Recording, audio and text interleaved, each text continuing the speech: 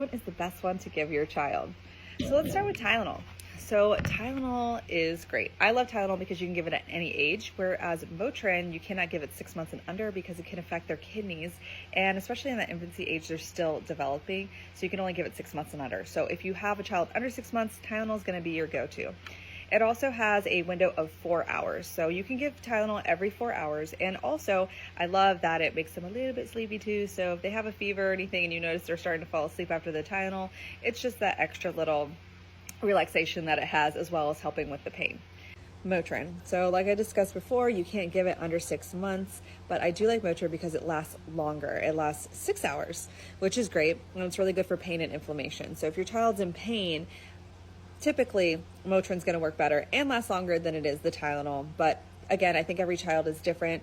Tylenol works a lot better with my children personally, but every child's different. And in the hospital, I've seen many times where Tylenol works better or Motrin might work better. It really just depends on the child. But as for pain and inflammation, Motrin is going to be your go-to, especially with any, like, I don't know, bumps and bruises. It can help for fevers too. Not saying that you can't use it for that, but generally you want to use this for pain and inflammation. And you can also intermittently use Tylenol and Motrin together if your child is still having breakthrough fevers. So you can do every 2 hours between. And again, this lasts 4 hours and 6 hours, and then 2 hours in between when you gave the Motrin and the Tylenol if you need to give it again for something for fevers, or that fever isn't going down after you gave that Tylenol, or they're still in a lot of pain. So again, they're similar medications, but also very different. They can affect the body very differently.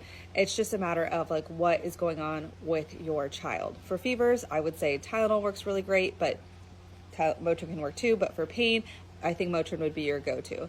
So yep, you can use them together or you can use them separately. It's really your preference and what works best for your child.